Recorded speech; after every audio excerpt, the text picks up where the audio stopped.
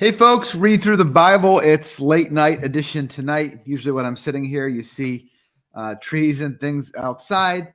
Tonight, I'm coming to you late, but I still wanted to talk about First Samuel. That's where we are tonight, and we'll be here for a little while. These historical books, if you will have our attention for the next couple of months or so in total, and there's a lot for us to think about. So I'm going to cover today chapters 1 through 7. Our reading today in the Read Through the Bible in a Year plan. And by the way, if you have not been with me here from the beginning and you would like to get that reading plan that I'm doing, just let me know. I'd be happy to send it, or I'll try to link it again maybe soon, just in case you want to catch up and do the reading. That's really the best if you're reading it and can share your thoughts and comments and questions, as well as hearing what I have to say, because I'm not covering all of the reading. I'm picking out certain things just to talk about. And again, we're trying to get some of the big picture things. I will choose some details as they interest me, and I want to share them. And it's always, I'm wrestling lately because I would love to just spend a whole 20 or 30 minute video sometimes talking about in depth that kind of one episode or one part here, but that's our challenge with this pace. We're always kind of having to adapt to the pace of reading that we're at, and our pace is pretty quick. 3 or 4 chapters a day, so there's not a lot for us to be able to do. So I want to talk about the first couple chapters of First Samuel, and then I want to pretty much skip to chapter 7, talk a little bit about that, and then hopefully tomorrow we'll be talking about the first king of in Israel, King Saul, and we'll see his the request for king, and we'll reflect on that. Again, thinking about the big story, this book of First Samuel, it kind of fills in a gap in time, sort of at the end of the time of the judges and at the beginning of the kings, the monarchy. It's called when there's a king, monarch, the period of the monarchy. So we're now kind of coming to an end of the period of the judges. Samuel is referred to as a judge with that same language for. At times, he's referred to other things, to a prophet. He serves in something of a priestly role as well, but he judges. He leads Israel during this period of time. So overlap between judges and kings as we move forward in the big picture of the story. But First Samuel spends some time with his backstory, with Samuel's story. Particularly with his parents. And we have that there, right? His dad's name is Elkanah. His mother's name is Hannah. And we again have this challenge of multiple wives, in this case 2. Most of the time it seems like when somebody has more than one wife, it seems to be 2, although that's certainly not exclusively the case. So why is that? It seems pretty clear from Genesis, the one man, one woman kind of deal. That's the creation ideal, and Jesus will come and reaffirm that throughout most of the Bible, especially later on after this period that we're kind of ending now, except for with Kings, which has its own problems as well too sometimes. Most of the time, you have a one wife kind of deal, but in this period of time, having children was huge. A lot of women died in childbirth tragically, and some couldn't have children, as is always the case, which was the case for a while, at least with Hannah. They needed. There was a couple things, particularly in this kind of nomadic Bedouin kind of culture that a lot of them lived in. Have a family to be attached to, a part of, was very risky for her, was very dangerous at that point in time.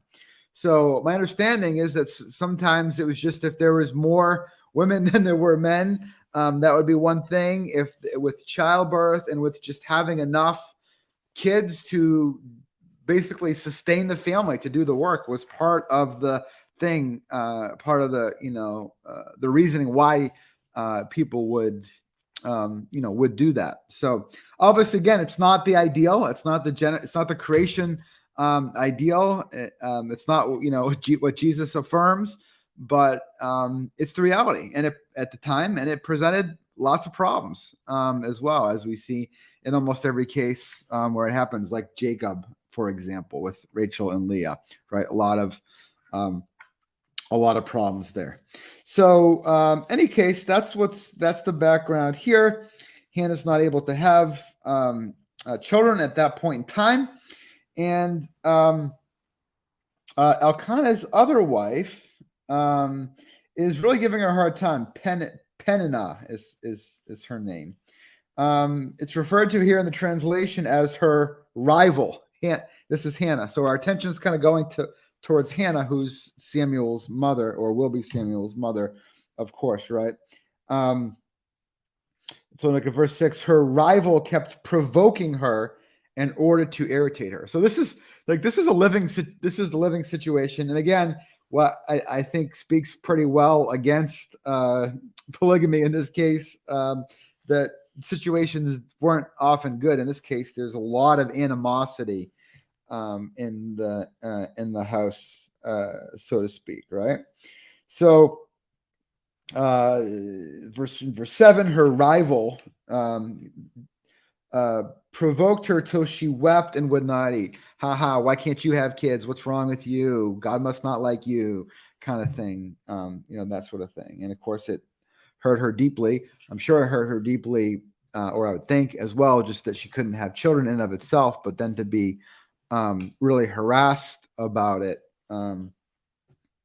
is really challenging for Hannah. Her husband loves her, but it doesn't do it. He says, "Why don't you eat?" I'm in verse 8. Don't I mean more to you than 10 sons? Well, nice thought, buddy, but that's not all that there is to the situation. So our story shifts or includes a guy named Eli. So they're Elkanah and Hannah. They're faithful. They go to the to the tabernacle to do their offerings and all of that.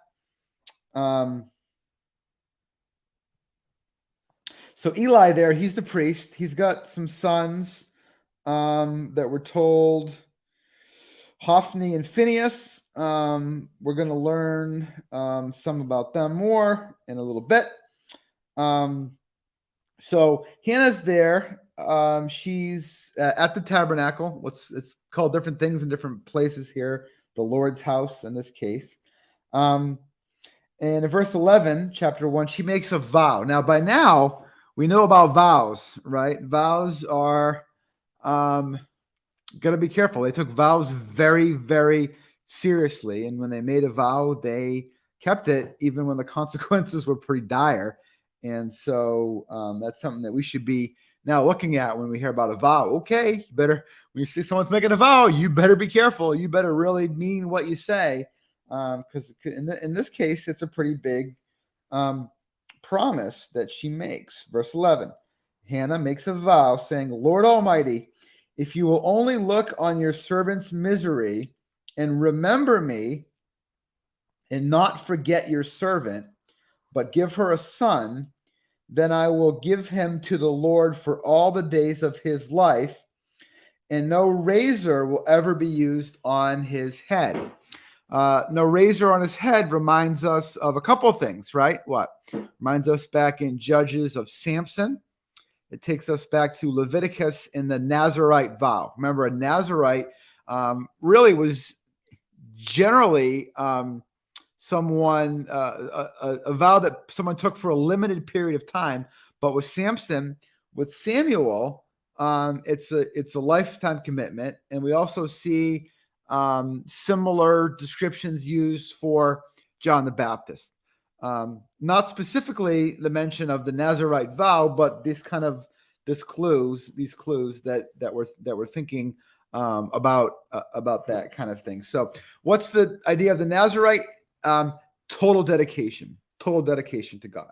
So Hannah says, if you allow me to have a son, God, I will give him fully to you, to your service, full time, all the time. He'll be 100% yours. Also, this is a good place to kind of look at the ideas of remembering and forgetting. I don't think because, again, I just want to sort of mark where those things are said and kind of begin to develop a biblical theology of what remembering and forgetting means, because I don't believe that it means like recall in your mind, right? I think it would be problematic for us to think that God forgets things in that way, forgets to love people, to care for people, right? That kind of thing. So when Hannah asks God to remember her, she's asking God to act, to do something. Remember and don't forget means act on my behalf, in a lot of cases at least. So, but just anyway, just tuck that aside to look at when we see remembering and forgetting, and just kind of try it out in different places when it refers to God specifically, and see kind of, how it makes sense or doesn't make sense with how we think about that. So she's praying. Eli the priest thinks she's drunk. Not so, my lord. Hannah replies, I'm deeply troubled. And Eli blesses her. Go in peace. May God grant you what you've asked. And we're told they go back home. Elkanah and her do their married thing, and the Lord remembered her. Right. So again, we can see. I think it's pretty clear. I don't know what you guys, what your impression of it is. But the Lord remembered her, so she became pregnant. Right. That's what she's looking for, her ability to conceive a child. So she became pregnant and gave birth to a son. She named him Samuel, saying, because I asked the Lord for him. A lot of the names, guys, and particularly in Hebrew, in the Old Testament, the names have meanings. Sometimes it's described here in the text, but oftentimes you'll see a footnote in your Bible, one of those little letters next to a name. And it says in the footnote, Samuel sounds like the Hebrew for heard by God. So sometimes it's the actual word. Sometimes it's just the Hebrew word sounds like another word that reminds them of that. So the names oftentimes carried significance. At the end of the reading for today, one of the wicked priest's sons, he dies. His wife has a baby, and she calls him Ichabod, which is not a common name. The guy in The Legend of Sleepy Hollow is the only time I think I've ever heard of Ichabod, which is, probably a reference there as well too. But in Ichabod, because the glory of the Lord has departed Israel. So that's a negative. Sometimes it was a positive name. Sometimes it's a negative name. We'll see that in Hosea when we get there as well. But the names had significance based on what was going on in the people's lives. So Hannah, it's really interesting here. Hannah has a lot of agency in this. Half of chapter 2 is her prayer. So Hannah is theologizing here. And that's included in scripture. It's really interesting. Remember back in Judges, Deborah. So it's fascinating here in this kind of patriarchal world, right? All over the ancient world, how much at times women's agency, women's, again, articulation of praise, of worship, of theology, in a sense, is included in scripture. It's pretty cool, I think. So basically, like as we saw, like Hannah makes this plan for Samuel, without her husband's involvement, right, in that vow. And so she kind of makes the plan. She says in verse 22, still in chapter 1, the one time when Elkanah's her husband Elkanah's going up to the tabernacle to worship, bring offering, etc., like the way he did. Hannah did not go. She said to her husband, after the boy is weaned, right, which is the word for when she's done breastfeeding him, which my understanding was maybe around between ages 2 and 3 in the ancient world. I did do a little bit of quick look at some of these things in a resource here today. After he's weaned, I will take him and present him before the Lord, and he will live there always at the tabernacle. Okay, so that's her plan. And her husband, Elkanah, in verse 23, he says, do what seems best to you. So he really, cares for her, I guess, respects her, gives her a lot of latitude. Again, having the children was a big deal to help to take care of the family, to do the work, and the whole family would all work in whatever was necessary for survival. Okay. So that's kind of cool. All right, let's flip forward. Hopefully you read this chapter 2 with her prayer. Again, is some good stuff. But in verse 12 of chapter 2, our attention shifts to Eli, who's the priest. Remember, he's the Aaron of the time.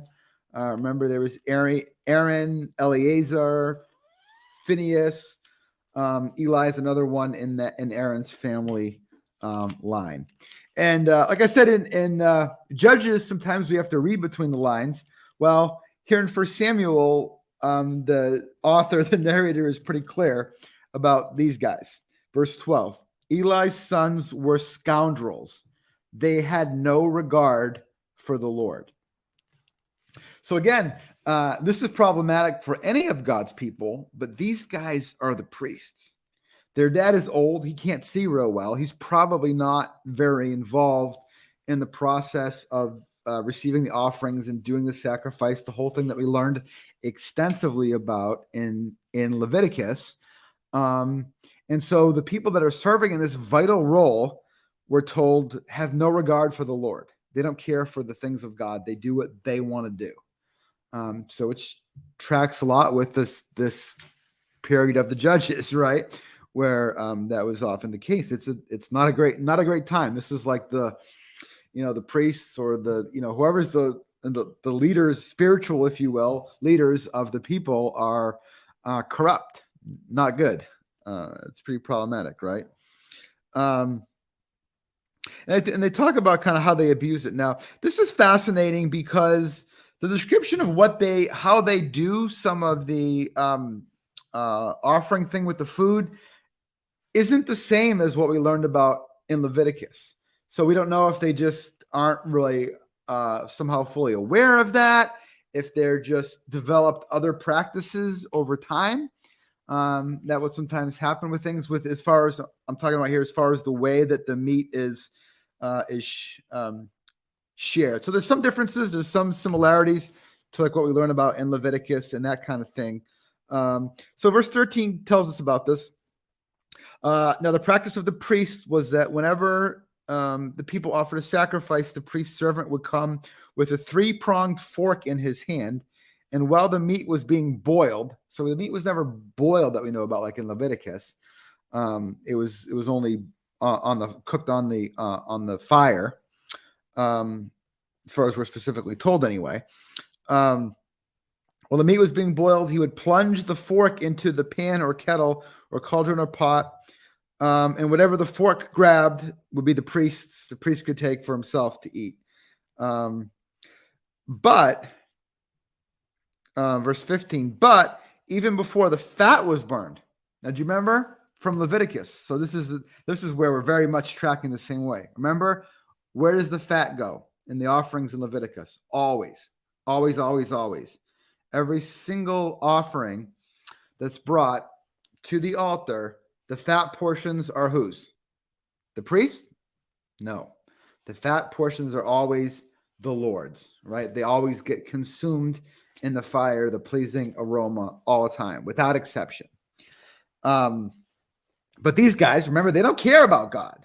They do whatever they feel like is best, right? Like in Judges, everybody did what was right in their own eyes, even the spiritual leaders, right, of the people. Before the fat was burned, they would come and say to the person who was sacrificing, "Give the priest some meat to roast. He won't accept boiled meat from you, but only raw." If the person said to him, "Let the fat be burned for," right? Because the person bringing the offering wanted the Lord to receive his offering. Like he wasn't bringing it for the priests; he's bringing it for God. And so they would say, "Well, let me do the offering, because the Lord, the Lord's portion. That's what matters." But they would answer, "No, hand it over now. If you don't, I'll take it by force." Wow. Like this is bad, right? This verse 17, the sin of the young men was very great in the Lord's sight, for they were treating the Lord's offering with contempt. This is bad, right? This is bad, bad stuff. But Samuel is there, and he's serving in the tabernacle, right? Samuel is now there full time, and what else do I talk about? Oh yeah, these other guys also, these priests, they also slept with the woman who served at the tent of meeting. So they're taking advantage of the women who are serving there. They're having sex with them. Doesn't say if they're forcing them or not, but in any case, this is totally inappropriate situation. And Eli, their dad, tries to confront them, and then verse 22 and following here, this is not good. If one person sins against another, God may mediate for the offender, but if anyone sins against the Lord, who will intercede for them?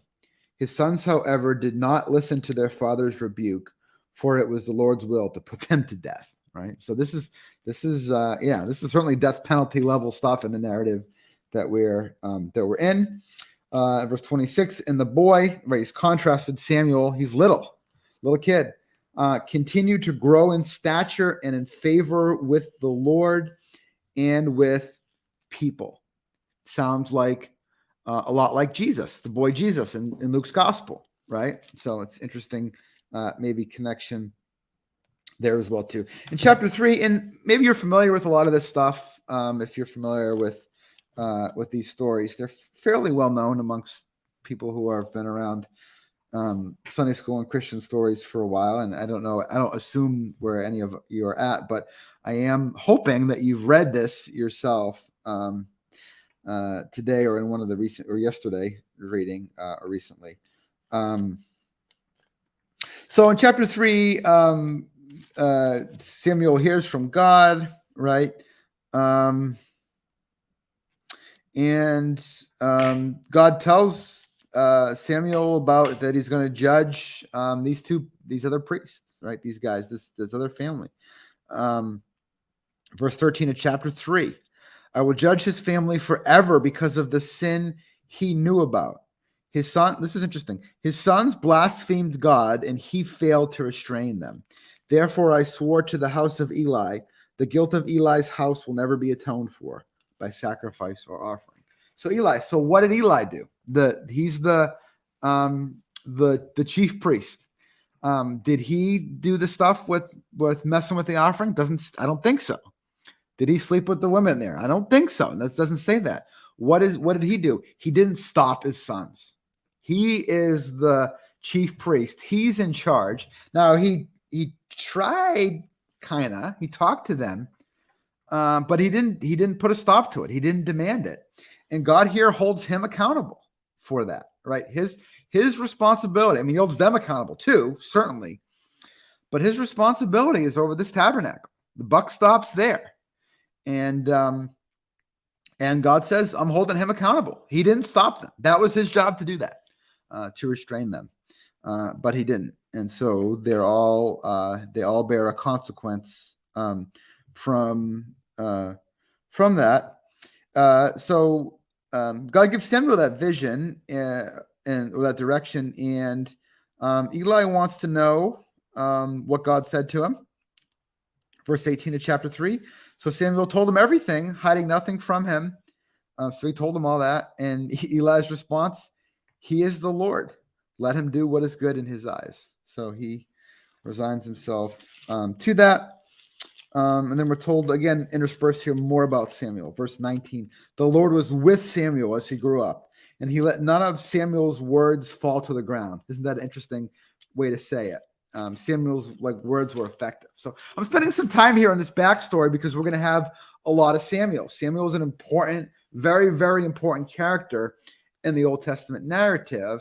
And so I'm spending a little bit of time here today setting up his story, spending some more time here and contrasting Samuel with the official, priesthood of the day.